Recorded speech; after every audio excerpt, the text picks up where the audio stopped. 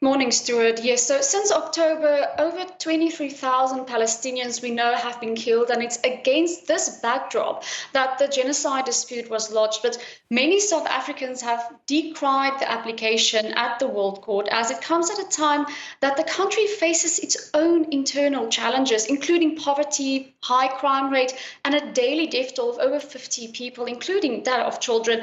Having been briefed by the legal counsel leading the country's argument in The Hague, our President Cyril Ramaphosa said South Africa is duty-bound to support Palestine as the country carries its own history of apartheid and human rights abuses. Now, the government maintains that negotiations, which it initially says that it will act as mediator, are still the solutions to garner peace between the two countries. Tell us then what Israel is actually accused of in this indictment.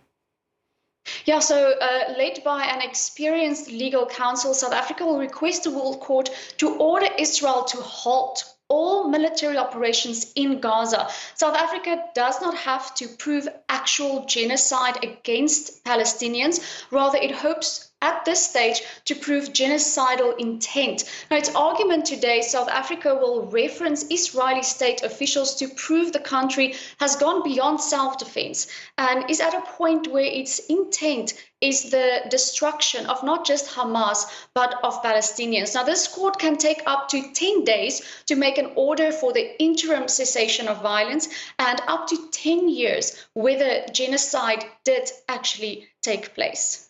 Eunice, this comes, doesn't it, ahead of a general election this year in South Africa. The ruling ANC party then being accused of using this case, if you like, to boost its poll ratings. Yeah, the ANC have always been pro-Palestine. They've downgraded its diplomatic relations with Israel in recent years, and by lodging the genocide dispute in the World Court places South Africa in an even more unfavorable position. Now, in South Africa, new political parties actually gave their support to the ANC. For example, Change Starts Now is a new movement, and they said that they fully support this dispute and this application that South Africa brought. The main opposition party, the Democratic Alliance, however, they remain neutral in this matter, while other opposition parties like the EFF, they also put their support behind the ANC at this stage. Eunice, thanks very much. Our correspondent Eunice Masson joining us there from South Africa.